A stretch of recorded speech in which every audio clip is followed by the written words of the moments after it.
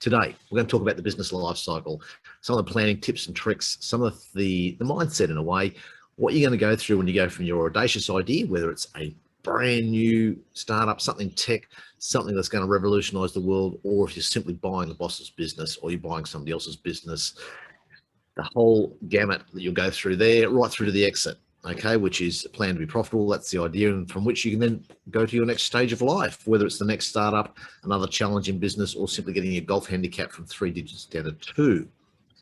Hi, that would be me. Okay, here we go. Now, in the beginning, right, we'll start off.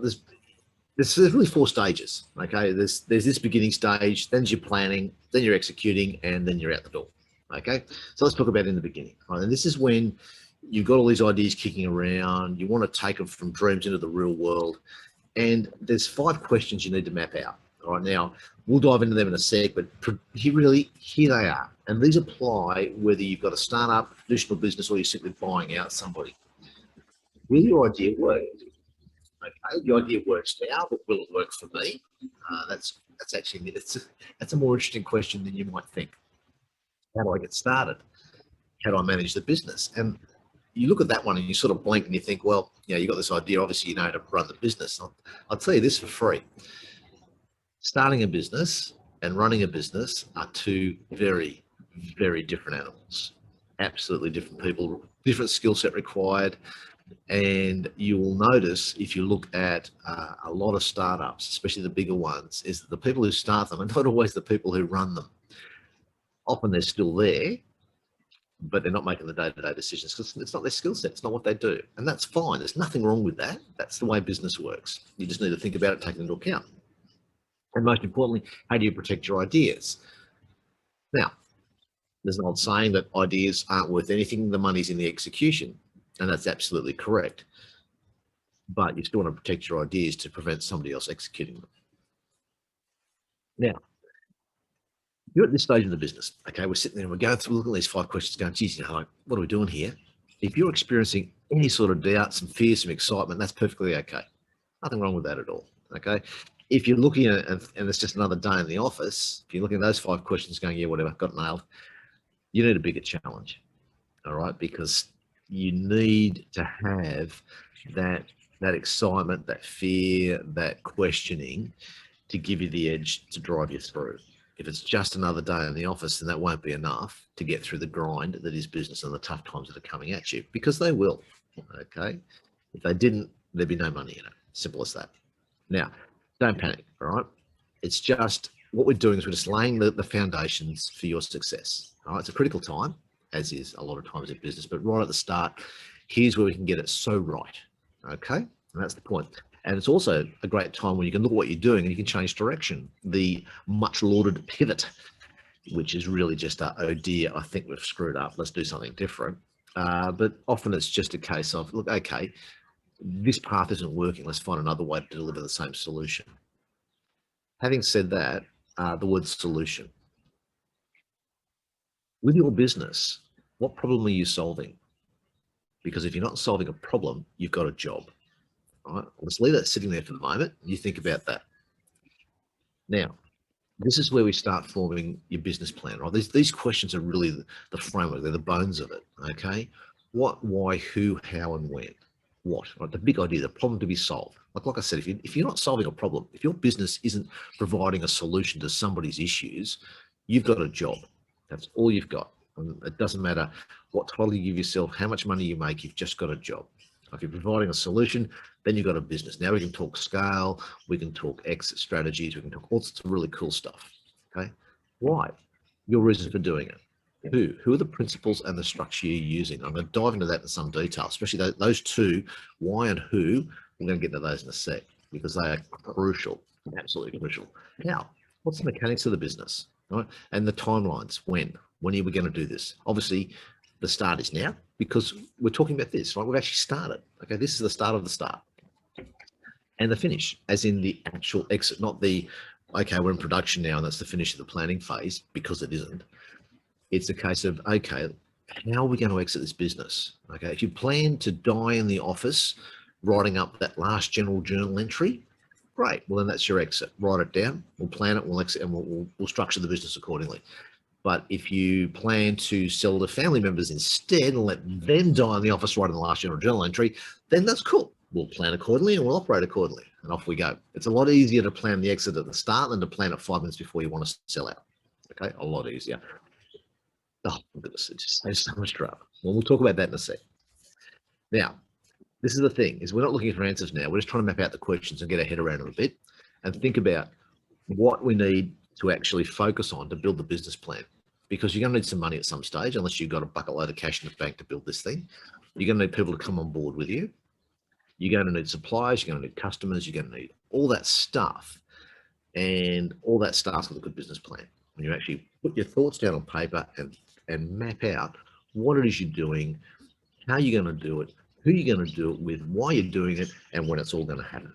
All right, that's what we're looking at now, which is what we're doing right now. Stage 2 is where you're laying those foundations, you're mapping it all out. Okay, you've got research, you've got structure. Oh my goodness, we need structure and process. Okay, because process means you've got stuff. It means you can duplicate things that work, which means you can scale, which means you've got a serious little business. Now, this is where you actually start answering your questions. And by that, I don't mean that you have to have all the answers, because God knows none of us have all the answers. This is where you tap into your network. This is where you do a ton of research, and you've probably already started it. Okay, I'm not suggesting that you haven't thought about what you're doing right now, that you don't have a stack of data. Okay, but this is where you really start getting serious and mapping it out. Okay, and start actually documenting it and planning out what's going to happen when, with who, why, where. Okay, now document the problem, as in detail. Document out what problem you're solving. Okay, what your solution is. What's this gap in the market that you're filling? All right. Why? And this is, I've got it written in front of me. This is the big one. I'm not kidding about that. This is key. This is the absolute foundation to your business. Why are you doing this? Like, why are you the person to solve this problem? You need to have that in front of you. Okay. It forms your business culture. It's how you measure your staff's performance. It's how you brand yourself. It's your marketing efforts. It is everything. Okay, it really is the one thing that counts above all else. It's the one ring that rules them all. Okay, why? Who? Principles. Now, when I say principles, okay, that obviously is you and anybody else in the business with you, whether that's other directors, co-founders, family members who want to join in. Write down their skill sets. And here's where our old mate Brutal Honesty comes in, sits at the table and lets nobody leave until they've actually been completely honest with everybody else. When you're writing down the skills that you bring to the table, don't fudge them. All right, just be legitimate. It doesn't matter if you don't have a massive skill set. It doesn't matter if you have a massive skill set. That's not the point. The point is what do you bring to the table? Write it all down, or type it down, or carve it on stone. It doesn't matter, but document it. And then document all the skills that you're going to need. Okay, stuff teddy bear to the first person who gets which list is longer. It'll be the skills that you need. And those skills you bring in via a co-founder or another director, or you simply outsource. You just buy them in, rent them. Okay, put them on staff, get consultants in to do bits and pieces.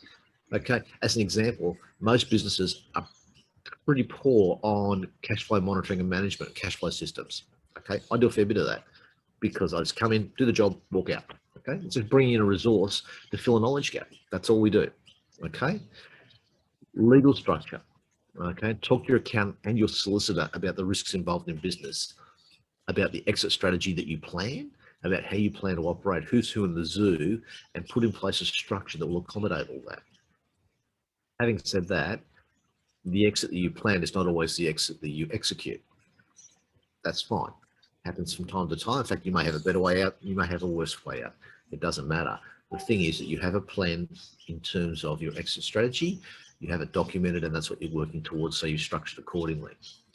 If you don't structure accordingly, then you obviously will have a fussier or a more problematic exit. Okay, there'll be restructuring, there'll be tax issues, there'll be drama. Key to that, okay, now just while we're talking about legal structure and principles, key to that is a solid partnership or shareholders agreement. Okay, if you do not want to get to the point where you've got a planned exit and everything's going cool until one of the shareholders says, well, hang on, I don't want to leave, or I want more money, or I don't like what we've got planned here. right? Shareholders agreements, they are key. Get a solicitor to draw one up. Do not sit down and write it on the back of a piece of paper in the kitchen. Don't do it. Okay, it's really not worth the grief. Spend the money. Okay, get it done professionally. Cover off all your bases. Mentors and advisors. Okay, now I've got the generally third parties, so the advice is impartial and objective. Now, that is absolutely correct. You really want to tap into people who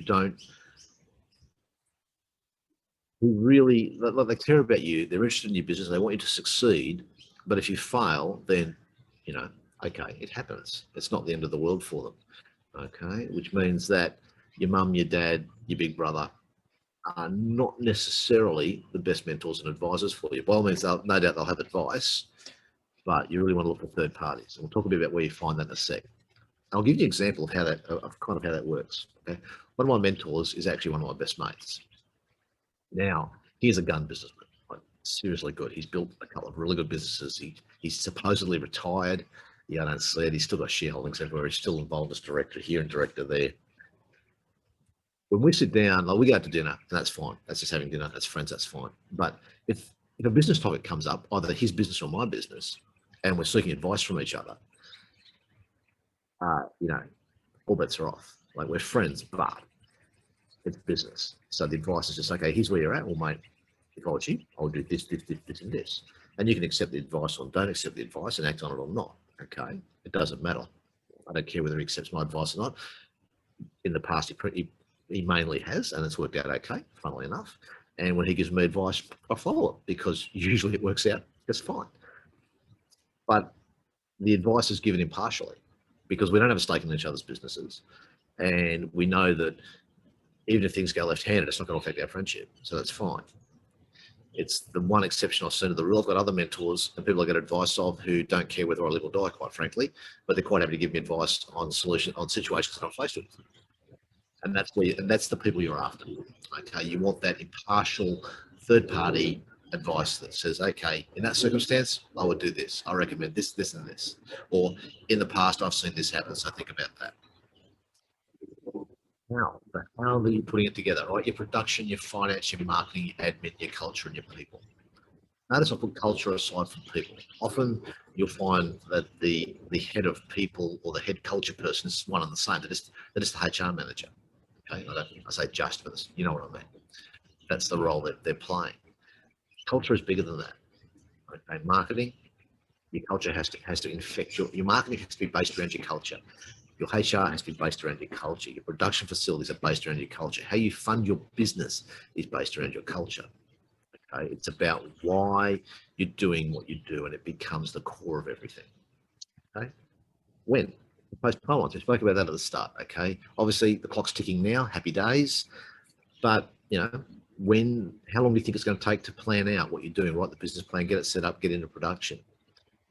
When do you want to exit? Okay, are you doing a project-based business where you're going to be there for 6 months, 12 months, 18 months, you're out in 2 years? Is it a 30-year plan? And that's fine. That suits a lot of people. Right? Think about it, okay, and map it out and map out your exit. It's a lot easier to do it now. Like I said before, do it now, much easier at the end. I've seen people, I've got a colleague of mine, associate of mine, whose business is actually, when all he does is help people exit, and he says he starts 3 years out because it generally takes 3 years to go from yes, we want out to the actual sale process, sale completion. So that's how long it takes to get it squared away, tied it up, ready to roll, market the business, get a contract, and then settle. 3 years. He said, and the reason it takes 3 years is because almost nobody plans for it. So I spend 12 to 18 months getting the business ready for market. That could be avoided. That's 18 months of restructure that you could do without if you just plan it right at the start.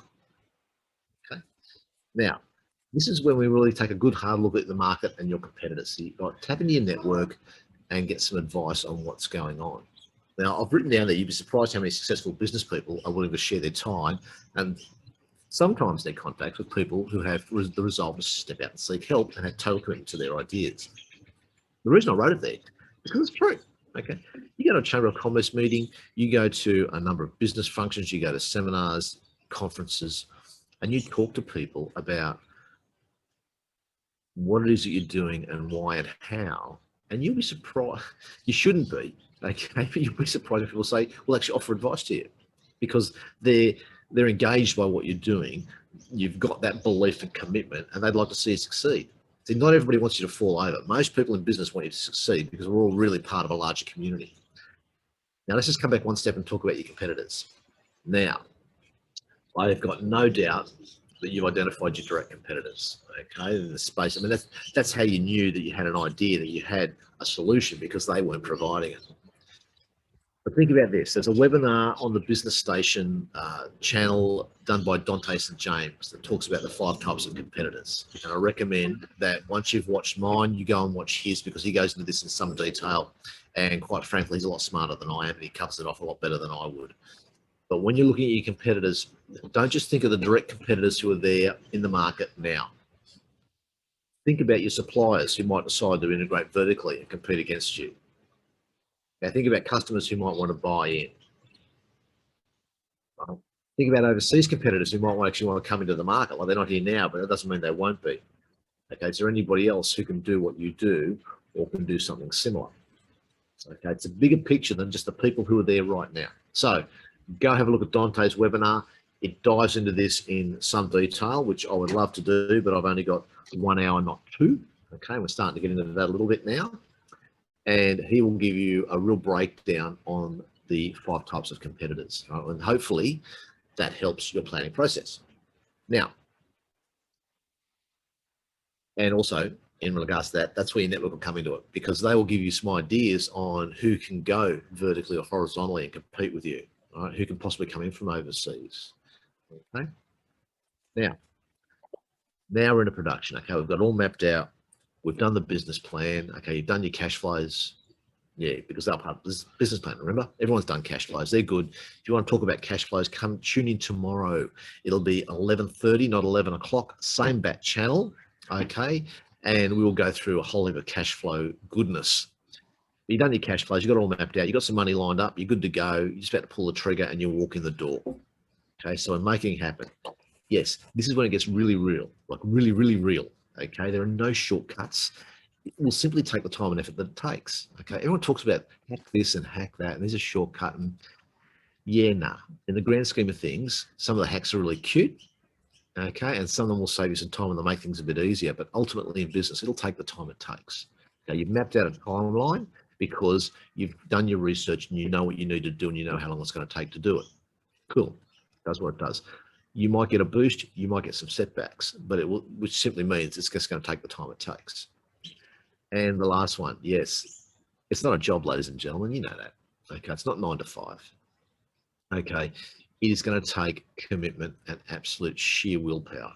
All right, and it's funny with the last one is that if you've got a stack of friends and associates who aren't in business, they're going to struggle at times to understand the workload that you're faced with and the hours you do and the commitment you have to your dreams and your ideals. Okay, that happens. Don't sweat it. All right, roll with it, move on. You know why you're doing it. Remember that I said at the start, the why? This is where you need the why, big time. Okay, you know why you're doing it. You know what's in front of you.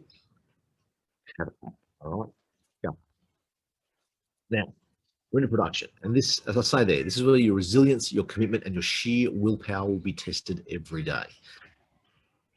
Now, one thing on that is that I was told once, kind of funny actually, I'll roll these 2 quotes past you. One person said, business is perfect if it wasn't for customers and staff. And then a little while later, somebody else said, I've only got 3 problems in my business: people, people, and people. So they're more or less the same thing. And that's true. And what I've discovered in the businesses that I've owned, where I've had teams of 1 and teams of 20, is that, yeah, all my problems in business pretty much were caused by people. Okay, and all of my absolute joy and delight was the result of things that people did, usually on the same day, and sometimes the same person. Yeah, cool. You just need that resilience to roll on through the absolute miseries that people can cause you, and don't get too carried away with the absolute joy when something goes perfect. plan A in gold. Okay, try and find that happy little middle ground. Don't let the oscillations knock you out of where you're at. Okay, keep the why in front of you. Keep focused on what it is you're doing and why you are the person to deliver your solution to the market. Okay, that's all. That's what it's all about. Right? Now, I've got in the bottom of the timeline depends on your business. Right? And as I said earlier, like some businesses, they're 6 months, they're a project-based thing. Okay, you've got something specific you're doing, you're in, you get it done, you're out. That's cool.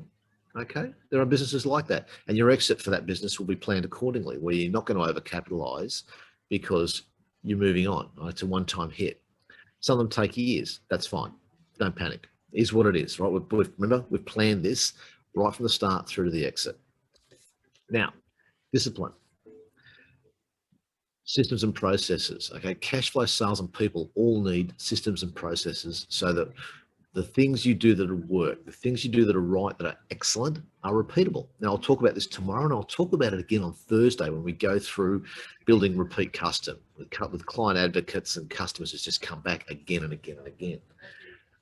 You've got to have that framework to monitor people's performance, to monitor what you're doing in the sales area, your marketing, your production, to keep track of everything you do, and to make sure that when you do something right, as in beautiful, magic, that you duplicate it so you can do it again. Okay, and it is a discipline all of its own. Okay, if you don't have, or you feel you don't have the ability to document everything you're doing, all right, particular stuff that's going right, then buy in the expertise. There are people who will write policy and procedure for you. That's not that hard. Even your average copywriter can actually get your thoughts down on paper in a way that is duplicatable. Okay, your knowledge hubs. This is dig into a few little things here. Your knowledge hubs. Now, last year I wrote a knowledge hub. Yeah, it was last year. I wrote a knowledge hub for a startup here in town. They had some e-commerce platforms they were writing, and we sat down one day and said, okay, we'll take it from start to finish. And every time I have a question, which is usually every 3 seconds, I'll simply write the question down, and then I'll find the answer and write the answer down. Okay, it was that easy. The thing was that the people who were running the business didn't have the time to do that. And when they tried, they didn't strike all the problems that I struck because they were used to the system, because they had built the system. Okay, which is why sometimes you need to bring in outside people to do stuff that you think you can do. Again, it's a question of brutal honesty. And the person involved in that startup who brought me in was actually very honest with where they were at. They said, well, they knew they were too close to the project. They wanted somebody to come in cold and write this knowledge hub for them. Now, I'm not saying it was a thing of beauty. Okay, it was pretty good. Right? They loved it, and everybody got paid and happy days. But it was that example of discipline where they knew they needed systems and processes, and they knew that they were too close to do it. So they brought in somebody from outside to deal with it. Nothing wrong with that. Good strategy, really good strategy. Okay, because at the end of the day, systems and processes are your friend. Okay, you want them there, you will need them there. Okay, you've got to be able to duplicate your results. You've got to be able to scale, because you do not want to be doing everything yourself. Okay, even if, I'll give you an example at a micro level. Okay, a client of mine works in the construction industry. Okay, primarily with renovations. Now, there's only a few of him. There's him. He's got an apprentice, and I'm pretty sure his son's coming to the business. That'll be 2 apprentices. He actually has a procedures manual, because even though he's supervising the apprentices, they're not idiots. It's, he can actually set them free to go and do a few things, but there's a manual they follow that says this is how we do stuff. And he wants to scale. Like, he wants to bring on, once they finish their apprenticeship and they're actually qualified tradesmen, he wants to keep them and bring on some more apprentices. Smart guy. And he knows that if he's going to do that successfully, then he has to have processes and systems that are documented so everybody can follow and do what works. Right? Simple, straightforward, easy to do. Okay. The big thing is nobody's guessing. There's absolutely no guesswork in this business. It doesn't matter whether it's quoting, doing the job, finishing up, and then hitting the client up with an invoice and then chasing payment. There is a process for everything. He doesn't guess about anything, which means his apprentices don't have to guess and figure stuff out, because it's been done before and it's written down. They know what to do. Now that's a pretty small, simple example. But even if you've got a business with 50 staff, you can still take that process, that approach, and mirror it. Now, if you've got a business with 50 staff and you don't have processes and systems in place, I would be very surprised. However, may I suggest that you review them, all right? And if you're looking at building a business with a team of 50 or 100 or a global team in 50 countries, it's the same process, it's the same thought pattern. We need to be able to duplicate the really cool stuff and avoid doing the stuff that is distinctly uncool. In order to do that, we have to document the stuff that works, and everybody follows the pattern, okay? And what drives that? It's your culture. And what drives the culture? It's the why. So we come back to the why. Get your why right at the start. It'll make everything else easier. Now, improvements. Now, quick question for you. And don't all put your hands up at once, but when do you think you start improving your business? A, after 1 month. B, after 6 months, when things have settled down a bit, you know what's what, who's who in the zoo. C, the day you start. D, none of the above. Now, your opinions may vary, but I'm firmly in the camp that it's option C, the day you start is the day you start improving. And I say that from personal experience with at least the last 3 businesses that I've owned. One, in fact, was your traditional bricks and mortar operator, retail business, and we had a small team, primarily a younger team, majority of them all under 25, which was its own little barrel of monkeys. But I'll tell you what, the day I opened the door, right, when the fit out was finished and we're opening up for the first day's trade, unlocked the door, walked in, and you got that smell of like new carpet, new paint, everything's sparkling, it's magic. And I thought, geez, we could have done that a bit better. And right there, started planning the improvements about how we could operate better. And we didn't stop. Everything can be tweaked. Everything can be done better. Okay. You don't have to be perfect. All right. Let's just stop 1 second there. You don't have to be perfect. Chasing perfection is a waste of your time, in my opinion. Okay. You will never achieve it. Cool. Sometimes good enough is exactly that. It's good enough. It gets the job done. The clients are happy. You've been paid. Roll on. Okay, document what you did that was good enough and then look at a way of doing it a little better so the clients are not happy, they're actually excited, they're exuberant, they're a little bit exhilarated by doing business with you, and they tell their mates and they come back. And so we'll talk about that on Thursday, 11 o'clock, we'll talk all about that. But you see what I'm getting at? Right?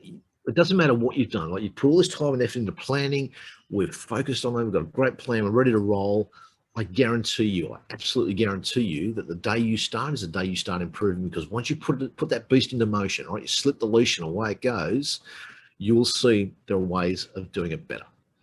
Okay, and that's fine. That's what business is all about. Just be committed to the process of improvement. Okay, look, let's just run through what's here in front of us. Right, strategies for repeat business. Come back Thursday. Okay, talk all about that. My favorite topic because it's such a magic thing to do.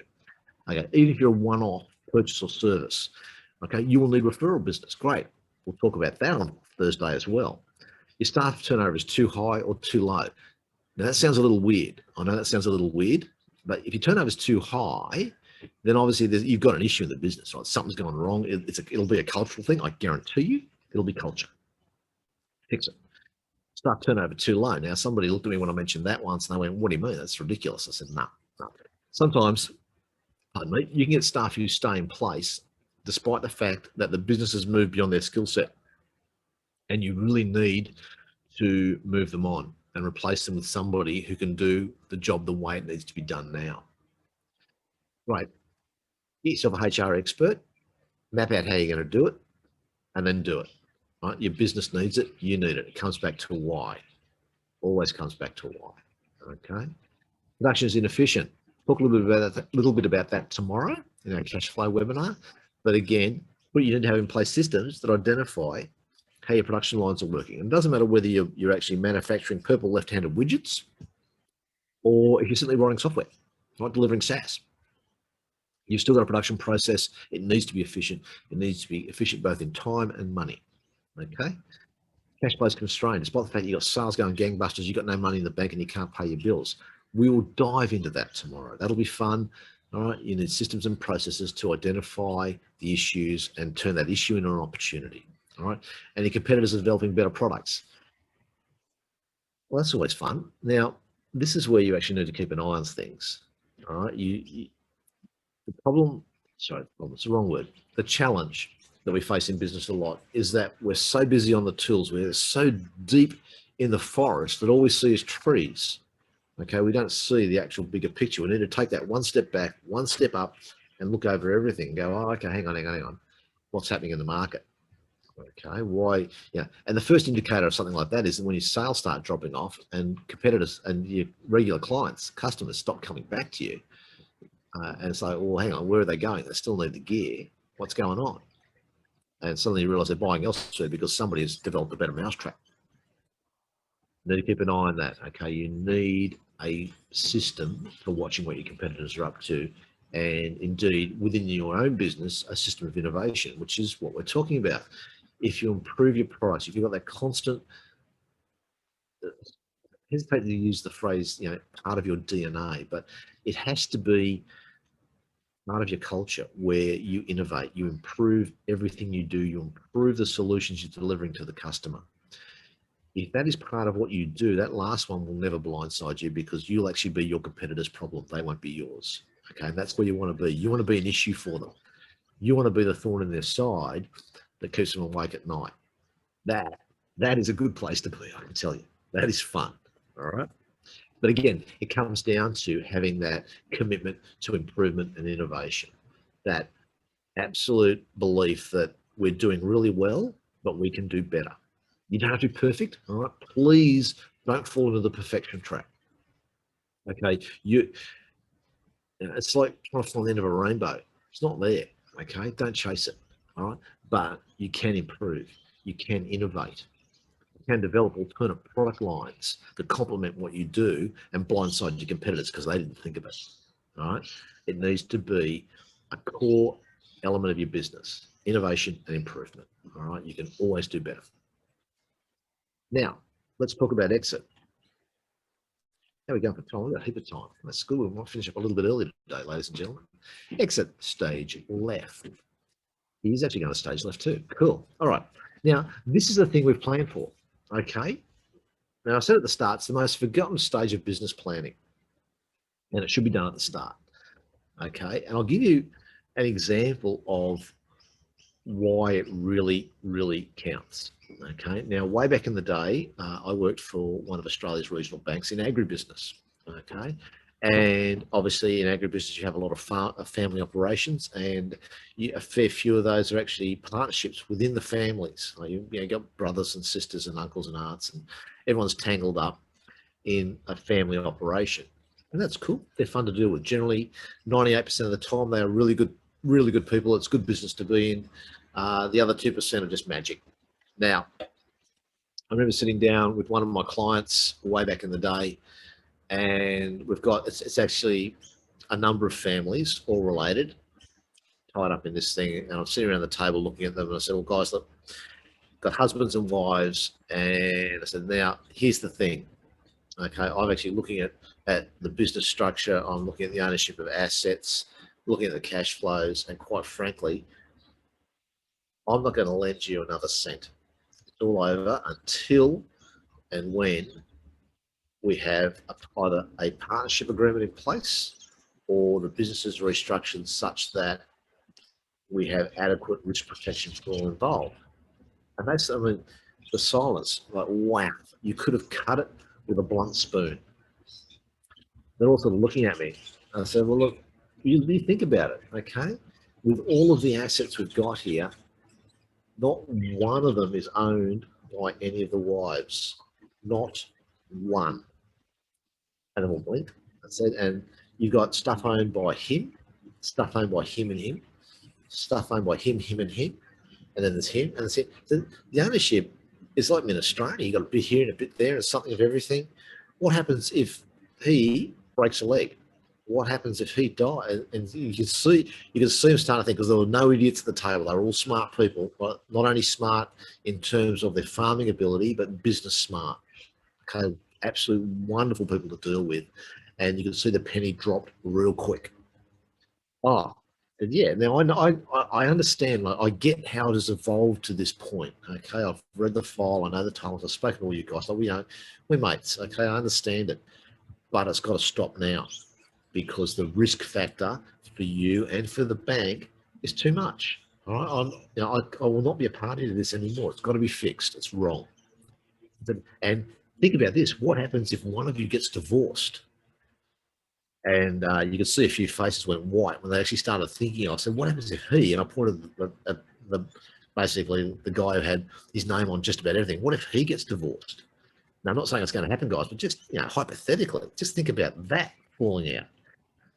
So I'll give you a couple of weeks. Go talk to your accountant and talk to your solicitor, and either come back with a nice Mickey Mouse partnership agreement or a corporate structure which deals with, and that will then have a shareholders agreement which deals with all these issues, because quite frankly, your risk level here is unacceptable.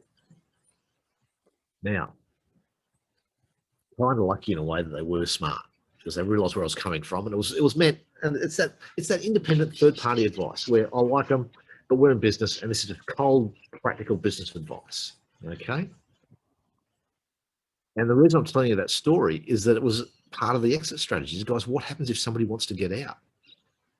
Okay, your exit strategy. Do you have one? And they did not have an exit strategy. The other thing, I'll hand it over to the kids. Well, do the kids want it? I guarantee you now that there's only a couple of kids, like that'll be third generation, actually working the farm. The rest are long gone doing their own thing. It wasn't their thing.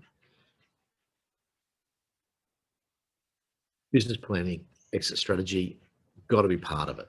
Okay. And involved in all that will be your shareholders agreements. It will be your correct structure. It sets you up so that you can move on to your next stage, whether it's your next business challenge, your golf challenge, sitting on the beach, reading books, whatever it is. It doesn't matter. Set it right at the start, so much smoother at the end. Now, this is why. This is why it's usually a longer process and a messier process than it has to be. It's because you spend all your time and energy in the business trying to balance stuff. You don't think about exiting until you actually get right to the end and go, oh, geez, I'd love to retire now.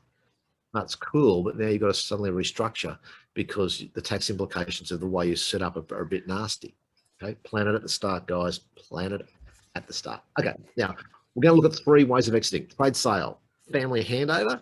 Talked about that just a second ago, kind of, or buyout, internal buyout, or liquidation. Okay, now trade sale. If this is what you want to do, if you're somebody that's going to go to market and sell the business, you need a professional business broker. All right. Why, you ask? Okay, it's like selling, well, really, it's like selling your house, selling your car. Get a professional to do it, because this is what they do every day of the week. They will know how to present your business to the purchasers, prospective purchasers. They will know what these guys are looking for. They will know what information you need in place. They will need clarity around things such as your customer base, your record keeping, your cash flow drivers, business systems, your staffing, your contracts. All that stuff will have to be absolutely clear so the sale process is as smooth and profitable as possible. Okay. Now, that clarity is easy to do. Like you're going to do that on your ear because you've got in place systems and processes that document all that make it nice and easy for the incoming purchaser to simply pick up the reins and off they go. Okay. Speaking of picking up the reins and off they go, if you have some innovations there, okay, some new product lines, some new sales channels that you're exploring and didn't have the actual opportunity or the willpower to execute, which is fine. You've got that. That's a value add, and the business broker will pick up on that. Now, can I suggest one thing?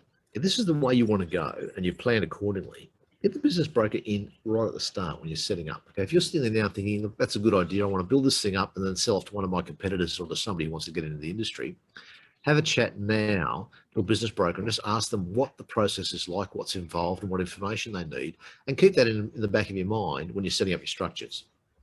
Okay, and this is, trade sale is generally the most common way of people exiting the business. Now, family handover or buyout. Now, this is really just a variation on the trade sale, except you're selling it to somebody who's already in the business. And now, if you're going to do it, if this is where you're heading, plan early. Okay, like I say, and when I say plan early, I mean involving the family members who've got the passion for the business. Now, I've got skills. You can develop skills. You can teach skills. Very hard to teach the right attitudes and that passion for what it is that you do. Okay? Now, if you're going to go down this path, if this is the way you want to play, that's fine. Just have the right strategy in place. And remember that it is a succession strategy with an exit date. That when the day comes to exit, you walk away, because that's the deal. Okay, the deal is a deal. Now, the reason I say that is, again, coming back to my agri days, I had 2 family handovers that went sideways. All right. Ended up kind of okay at the end of it, but I'll tell you what, it was as messy as hell and shouldn't have been, should never have been like that. Because in one of them, dad, and in the second one, mum and dad couldn't let go. There was a deal in place and they just couldn't walk away. And in both those cases, and this is why it was such a drama, in both those cases, the kids who were taking over had a whole stack of new ideas, stuff they wanted to do differently. Like one of them was going to radically change the direction of the operation. And that process was so much harder because the parents were involved and weren't on board with it, didn't like it when the kids were talking about it 5 years ago, hated it now, they didn't own the business, and just basically it was a drama. Okay? And it just made the whole process fundamentally difficult. All right. So I urge you, all right, hand on heart, please. A deal is a deal. When you hand over, and go play golf, play cribbage, go to another business, do what you had planned for the rest of your life. Okay, go with it. Happy days. Right? Everybody wins in that scenario. Okay? Having said that, of course, all the points that I mentioned before, and we'll go back the slide. All of this stuff around clarity, this stuff here, clarity. Okay, they apply. Just because you've had a family member in the business for 20 years, or you're selling to staff, don't do them the disservice of assuming they know everything that's going on. Make sure that everything is crystal clear. No guesswork, no surprises, and that way it's a much smoother process. Okay. Now, liquidate. Now, I don't mean bring in the toe cutters. Okay. This is not the people who come in last and get paid first. This is a simple scenario where you're often project-based or it's simply built around your skill set, and when you sell, there's no business. Okay, if you walk away, there's nothing there. Okay, your only real option then is to liquidate the assets that are in it. And if you're going to do that, that's fine. There's nothing wrong with that. It's not a failure. It's just the nature of the business that you've built. That's okay. Just remember not to overcapitalize. To set up a structure that makes it very easy and tax effective for you to liquidate whatever assets are there and move on to the next stage. It's simply a case of this is the way we're going. We're going to plan accordingly. We're then going to liquidate, and we're going to move on. All right, and that's the whole theme. If there's one theme that goes through today's webinar, there's one thing that we've done consistently is that you think about what it is you want to do, you plan accordingly, you execute, and the underlying theme is why you're doing what you do. Okay, and we're talking about mindset. Today's talk, I've gone into a whole lot of different things, but today's talk was always branded business mindset. And the number one thing in mindset is why you're doing it. It has to be key to everything you do. Okay, because once you focus on that, once you get in your heart what it is you're doing and why you're doing it, it will make getting through the tough times that much easier, and it'll make the good times that much better because it's vindication. Okay, it's reward for effort.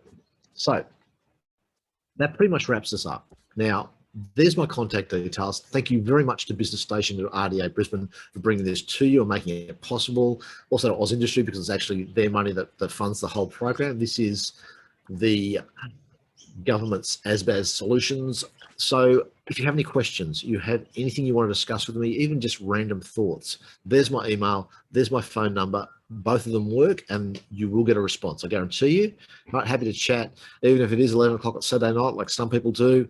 That's perfectly okay. Send me a note. Thank you very much for watching. Bit of luck. I'll see you tomorrow. We'll go through cash flow drivers. That will be at 11:30. Okay, I'll have to put tomorrow's back for half an hour. 11:30, same bat channel, and we'll talk all things cash flow. And then on Thursday will be repeat business, my favorite one. Okay, repeat business, getting customer advocates out there, marketing for you for free. Okay, once again, thanks for your time. I will see you tomorrow. Goodbye.